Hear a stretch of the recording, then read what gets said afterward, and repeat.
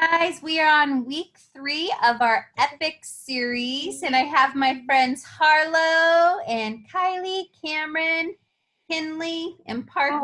Hi. Say hi. Hi. All right, so the first week of our epic series, our main point was, does anyone remember?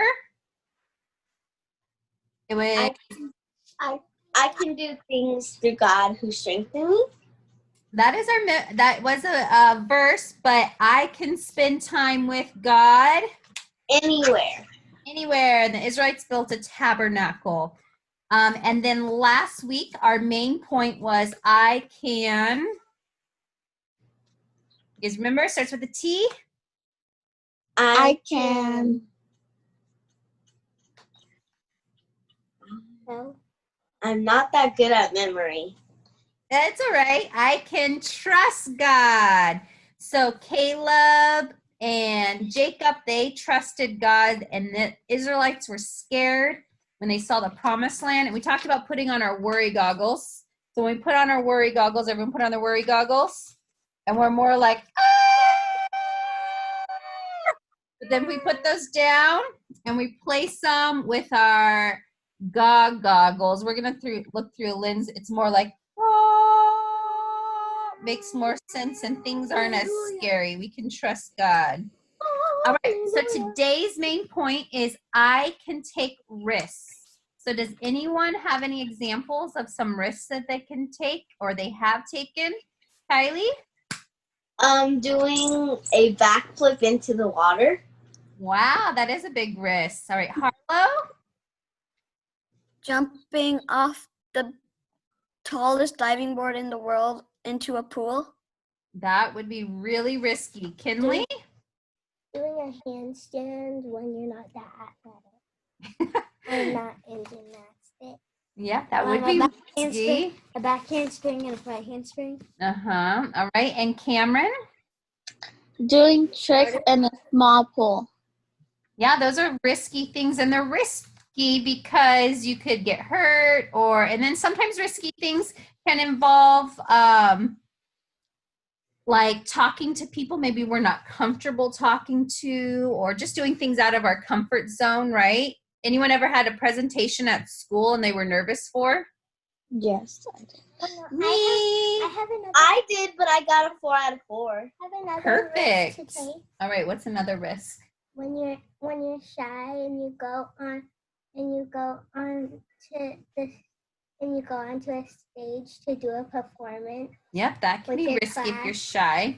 All right, so today we're going to be talking about a story of a lady, women power, woo, I like, who took a risk. And yeah, let's go ahead and check that out. What is a risk? Maybe it's skateboarding a big ramp, or maybe it's standing up to a bully, or even skydiving. In today's Bible story, there is a lot of risk-taking happening. It takes place in Joshua 2, 1 through 15. So let's go ahead and read. Then Joshua secretly sent out 2 spies from the Israelite camp at Acacia. He instructed them to spy out the land on the other side of the Jordan River, especially around Jericho. So the 2 men set out, and they came to a house that was owned by a woman named Rahab, and they stayed there the night. But someone told the king of Jericho, some Israelites have come here tonight to spy out the land. So the king of Jericho sent out orders to Rahab. Bring out the men who have come into your house. They are spies sent here to discover the best way to attack us. Rahab, who had hidden the 2 men, replied, the men were here earlier, but I didn't know they were from here. They left the city at dusk, as the city gates were about to close, and I don't know where they went. If you hurry, you can probably catch them. But really, she had taken them up to the roof and hidden them beneath the piles of flax. So the king's men went looking for the spies along the road leading to the shallow crossing places of the Jordan River. And as soon as the king's men had left, the city gate was shut. Before the spies went to sleep that night, Rahab went up to the roof to talk to them. I know the Lord has given you this land, she told them. We are all afraid of you. Everyone is living in terror. For we have heard how the Lord made a dry path for you through the Red Sea when you left Egypt, and we know what you did in Shinar and Og.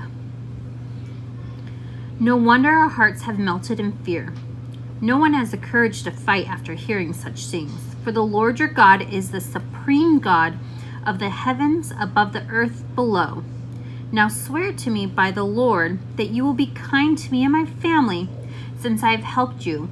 Give me some guarantee that when Jericho is conquered, you will let me live, along with my family and mother, my brothers and sisters and all their families.